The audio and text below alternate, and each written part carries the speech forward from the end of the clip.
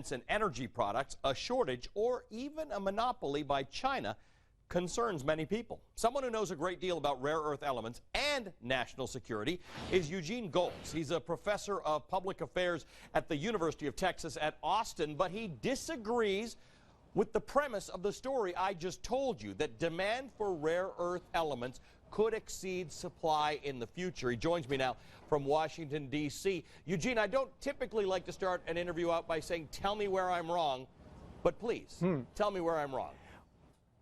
Well, in 2010 and 2011, there was a period where people were forecasting exactly the kind of scarcity you're talking about, and prices soared. And we effectively went through a bubble. Partly it turned out that people changed the amounts they used of rare earths, and partly it changed the supply. And as a result, right now, we're in exactly the reverse situation. We're in a situation of lots of oversupply of rare earths, where prices are so low that rare earths companies are really on the brink of bankruptcy right now. Now, in the long run, I'm very optimistic, like you are, that these companies are going to do well and there's going to be a robust market for rare earths. Yep. But the timing of your story is really ironic. 2 years late, I think you're trying to say. Well, 2 years late, or right now, like this month, Molycorp, one of the big mines outside of China, the one in California that you showed, is on the brink of filing for bankruptcy. It's not obvious that they're going to do it, but there's a lot of discussion that maybe this month. I think, you know, if they reorganize, some of their debt burden is alleviated. This is a company with a great asset and great technology, and someone is going to make money out of this mine. Maybe the current Molycorp, but you know, let's talk we about, are at a moment. You know, you're a real expert on rare earth. I don't know as much about it, but let me just take you back. I know you know about this. Something happened. Something similar happened in natural gas, right? We decided we were all going to be about natural gas production in the United States. In many cases, for national security reasons, or the idea that we wanted a secure supply. We got into fracking, and everybody in America will tell you what a remarkable success this whole natural gas thing is. Except the price of natural gas collapsed in the process.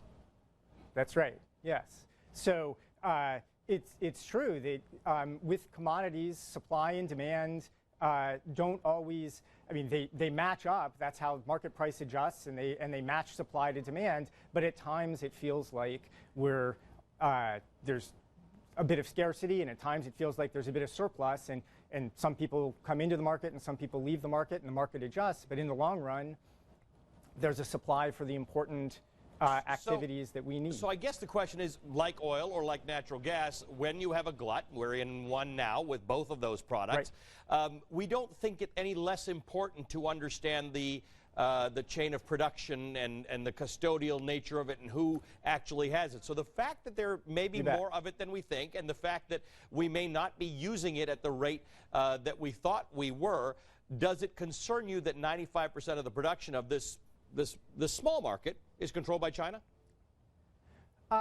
Not that much. So 95%, it's hard to pin down these numbers. So maybe as low as 70, maybe 95. Yeah, sure. Yeah, right. It depends element by element. But the answer overall is that even if the Chinese government decided that they wanted to cut off the world for some political reason and could find a way to enforce that cutoff, which has been a challenge for them in lots of regulatory matters with respect to rare earths, there is quite a bit of supply outside of China and integrated all through the supply chain. So there are non-Chinese manufacturers who have the capability, understand how to do it, have the technology, the materials, the machine tools, all of those things to make all of these products outside of China. Now, it would cause a price spike, and there would be some uses where it would be impractical in that short-term period to use the rare earths. But for high priority items, say things that make us concerned about national security, which is how you introduced me to begin with, there would be enough, there would be plenty for those national security uses. Eugene Gholz is an associate professor at the Lyndon B. Johnson School of Public Affairs at the University of Texas at Austin. He joined me from Washington. And that is our show for today. I'm Ali Velshi. Thank you for joining us.